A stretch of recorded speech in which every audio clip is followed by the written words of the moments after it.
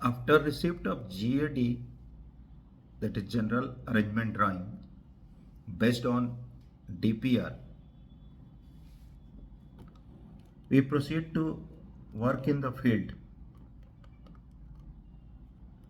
for structures like building or housing colonies or industrial buildings.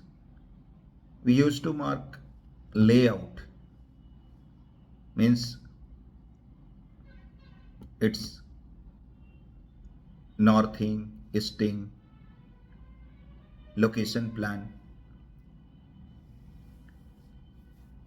and where the structures in particular are to be constructed based on the location plan.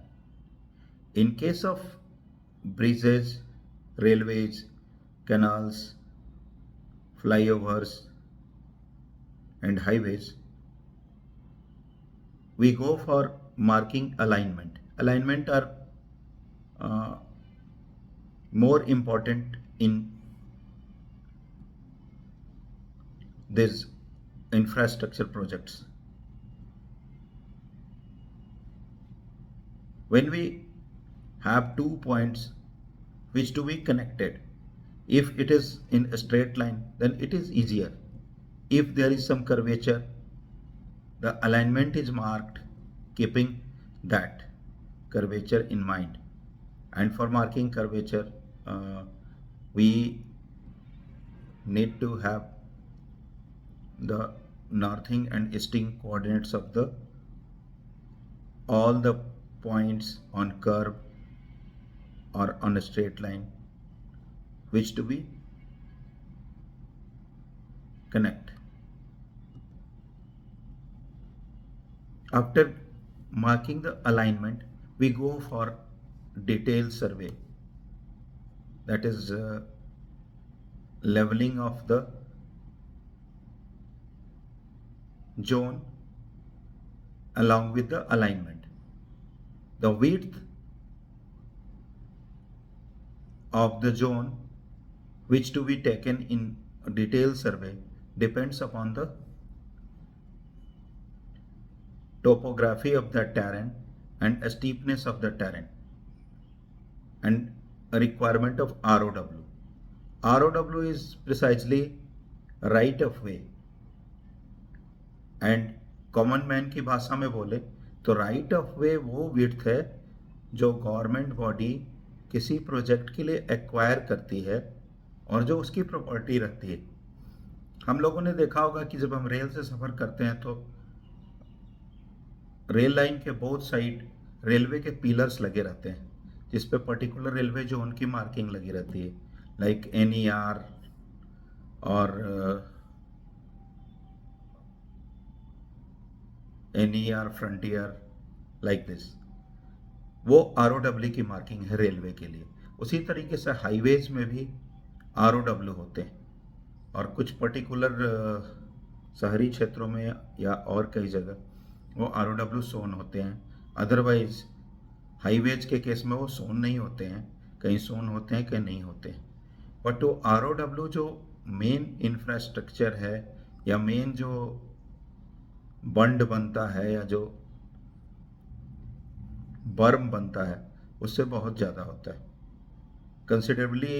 अगर हम बात करें एक highway की जिसका ऊपर में कैरेज वे 12 मीटर है, उसके लिए अगर अगर हाइट अगर उसकी NGL से 3-4 मीटर हो तो 30 मीटर से ज़्यादा ROW की रिक्वायरमेंट होती है.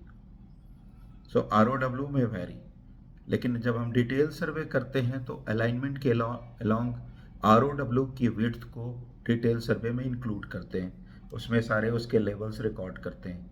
लेवल्स नॉर्मली ग्रीड में रिकॉर्ड करते हैं और ग्रीड का लेंथ जो है वो रिक्वायर्ड एक्यूरेसी पे डिपेंड करता है.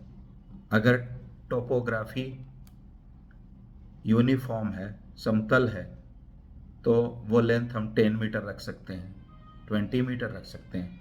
But if there is variation, थोड़ा स्टीपर है, तो वो 5-5 मीटर का ग्रेड जनरली हम लोग करते हैं.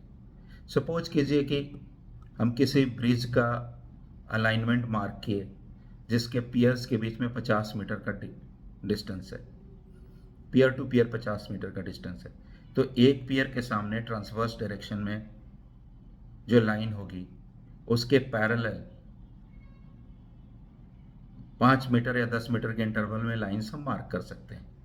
सो पियर 1 से टू पियर 2 पहुंचने के लिए हमें पियर 1 पे एक लाइन मिलेगी, फिर उसके आगे 10 मीटर्स पे, नेक्स्ट 20 मीटर्स पे, नेक्स्ट 30 मीटर्स पे, नेक्स्ट 40 मीटर्स पे, एंड लास्ट वन 50 मीटर्स पे, जो पियर 2 के सामने आ जाएगी।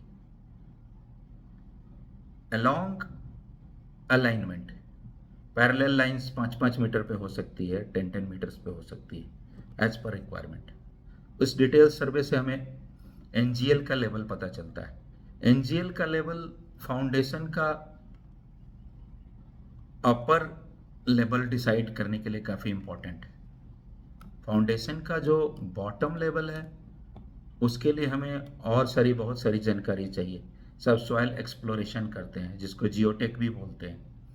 एसएसआई और जियोटेक से हमें सॉइल के नेचर का पता चलता है, अंडरग्राउंड सॉइल का, वाटर लेवल का, कहाँ तक वाटर टेबल है ज़मीन के अंदर, उसका पता चलता है।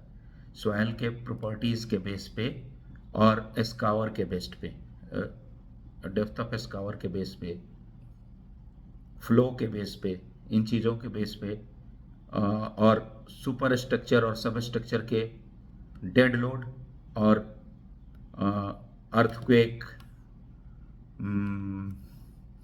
एयर प्रेशर, इन सब लोड्स के बेस पे फाउंडेशन पे क्या लोड आएगा पहले ये डिसाइड करते हैं। And based on the property of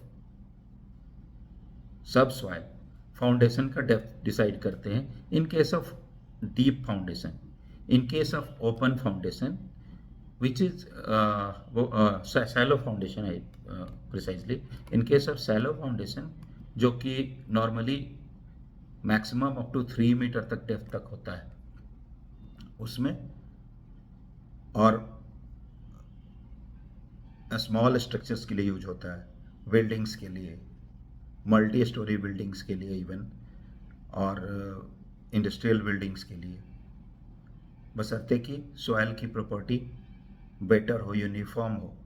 तो हम ओपन फाउंडेशन, ओपन फाउंडेशन में कई तरह के फाउंडेशन होते हैं, जैसे राफ्ट हो गया, स्ट्रिप हो गया, पैड फाउंडेशन हो गया, इस तरह के फाउंडेशन का यूज करते हैं।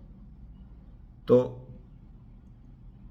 इन case of deep foundation which are generally used in heavy structures, मतलब बहुत हाइट का टावर वगैरह हो, इंडस्ट्रियल टावर हो, या एयर ट्रैफिक कंट्रोल का टावर हो, या कोई चिमनी हो, या